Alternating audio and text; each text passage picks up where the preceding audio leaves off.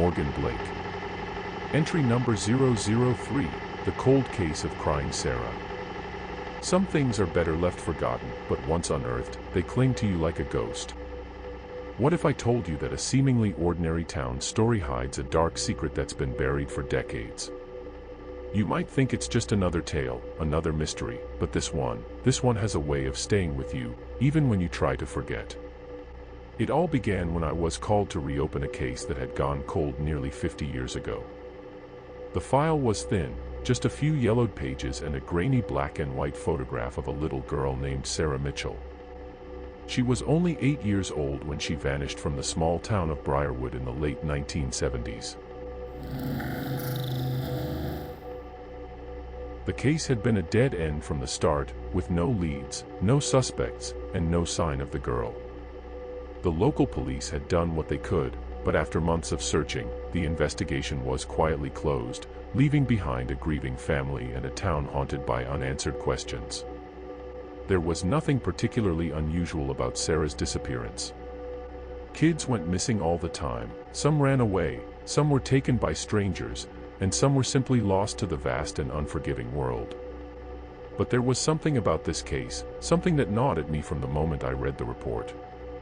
The lack of evidence, the strange behavior of the townsfolk, the eerie stories that lingered in Briarwood long after Sarah was gone, it all felt like there was more to the story than what was written on those yellowed pages.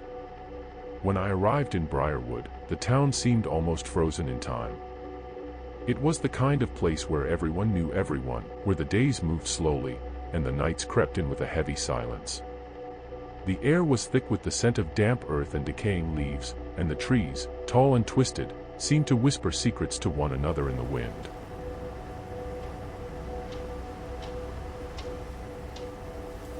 Briarwood was picturesque, in a way, with its quaint houses and narrow, winding streets, but there was an undercurrent of unease that I couldn't quite put my finger on. I began my investigation the same way I always did, by revisiting the last known location of the missing person. Sarah had been last seen playing near the old well on the edge of town. The well was a relic from another time, built by the town's founders and long since abandoned. As I approached it, I felt an inexplicable sense of dread. The well was surrounded by a grove of ancient, gnarled trees, their roots twisting into the earth like skeletal fingers. The air was cooler here, and the light seemed to dim as I drew closer. The well itself was old, made of crumbling stone and covered in a thick layer of moss. It looked as though it hadn't been used in years, and the wooden cover that once sealed it shut was rotting and broken. I stood there for a long time, just staring into the black void that lay beneath. The silence was suffocating, pressing in on me from all sides. And then, faintly, I heard it, a sound that sent chills down my spine. It was the faintest echo of a child's cry, distant and haunting, as if it were coming from the depths of the earth. I shook off the feeling and continued my search. The town was small, and it didn't take long for word to spread that an outsider was poking around in old wounds. The townsfolk were polite, but distant, their eyes filled with a mix of curiosity and suspicion. I visited the Mitchells' old house, now abandoned and falling into disrepair. The windows were boarded up, and the once neatly kept yard was overgrown with weeds. Inside, the house was a time capsule, frozen in the moment Sarah had vanished.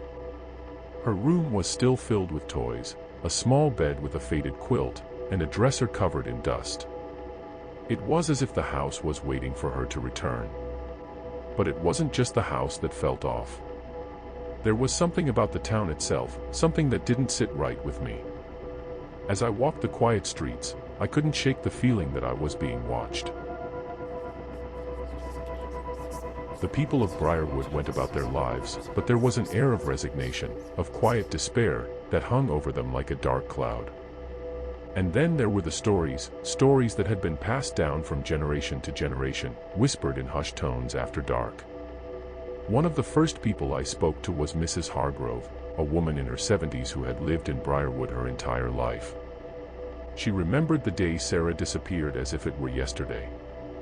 She told me about how the town had come together to search for the girl, scouring the woods, the fields, even the old mines that dotted the landscape. But they found nothing, no tracks, no clues, nothing. It was as if Sarah had simply vanished into thin air.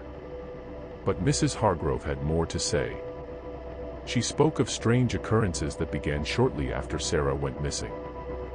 Livestock disappeared without a trace, people heard whispers in the night, and there were sightings of strange figures near the well.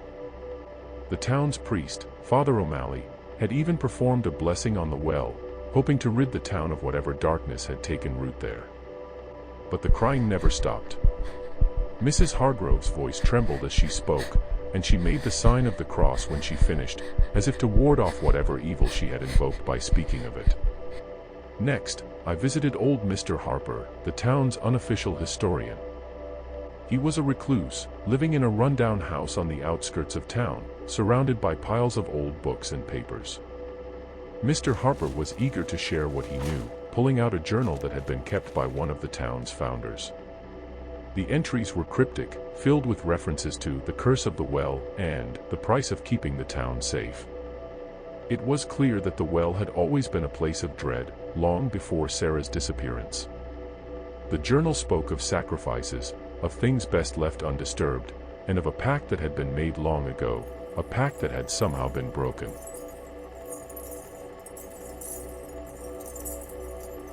The more I uncovered, the more I realized that Sarah's disappearance was just the latest chapter in a much older story, one that had been playing out in Briarwood for generations. The town had secrets, dark ones, and they all seemed to lead back to that old well. But the strangest discovery came in the form of an old photograph, found tucked away in the back of a dusty book in the town's library. It was a picture of a group of children, taken in the early 1900s. They were standing in front of the well, their faces solemn, as if they knew something terrible was about to happen. And there, among them, was a little girl who looked just like Sarah. But that was impossible. The photograph was decades older than Sarah. Yet, the resemblance was uncanny. The same dark eyes, the same haunted expression. It was as if the well had taken her and somehow brought her back, again and again. The townspeople grew more and more uneasy the longer I stayed. I noticed that they began to avoid me, closing their doors as I passed, whispering among themselves when they thought I wasn't looking. Even those who had been willing to talk to me at first now seemed reluctant, as if they had said too much already. It was clear that whatever had happened to Sarah, the town was determined to keep it buried. The breaking point came one night when I was sitting in my room at the inn, going over my notes. It was late, and the town was quiet, the kind of quiet that only exists in places where darkness brings more than just the end of the day. I had just started to doze off when I heard it, the crying. It was faint at first, barely audible over the sound of the wind rattling the windows. But it grew louder, more insistent, until it was all I could hear.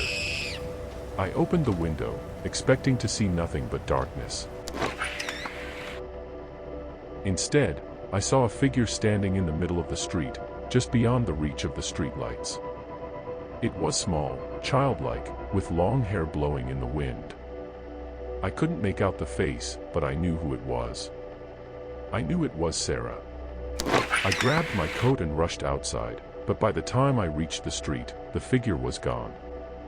The crying had stopped, and the night was silent once more. But I wasn't alone. As I turned to head back to the inn, I saw the townspeople standing at the edges of the darkness, watching me with unreadable expressions. They didn't say a word, but their presence was enough to send a chill down my spine. The next morning, I packed my things and prepared to leave Briarwood. But before I could go, I knew I had to visit the well one last time. I had to know the truth, no matter how dark it might be. The well was just as I had left it, silent and foreboding, surrounded by the ancient trees that seemed to guard its secrets. I approached it slowly, the weight of everything I had learned pressing down on me. The air was thick with tension, as if the well itself was holding its breath, waiting for me to make a move. I peered into the darkness once more, but this time, I wasn't afraid. I knew what I had to do. I reached into my pocket and pulled out the locket I had found in Sarah's room, the one she had been wearing the day she disappeared. It was a small, delicate thing, tarnished with age, but still intact. I held it tightly in my hand and whispered a silent prayer before dropping it into the well. The moment the locket disappeared into the darkness, the ground beneath me began to tremble. The trees swayed violently, their branches creaking and groaning as if in pain. The air grew colder, and the wind howled through the grove, carrying with it the sound of the crying, louder than ever before. It was as if the well itself was screaming, releasing all the pain and suffering it had absorbed over the years. I stumbled back, my heart pounding in my chest, as the crying reached a fever pitch. And then, just as suddenly as it had started, it stopped. The wind died down, the trees stilled, and the silence returned. But it wasn't the same silence as before. This was a silence that carried a sense of finality, of something being put to rest at last. I stood there for a long time, trying to make sense of what had just happened. But there were no answers, no explanations. Only the feeling that something had changed, that the town of Briarwood would never be the same again. I left the town that day, without looking back. The case was closed, but the mystery of Sarah Mitchell would haunt me for the rest of my days. Some things are better left forgotten, but once unearthed, they cling to you like a ghost. Morgan Blake. End of entry.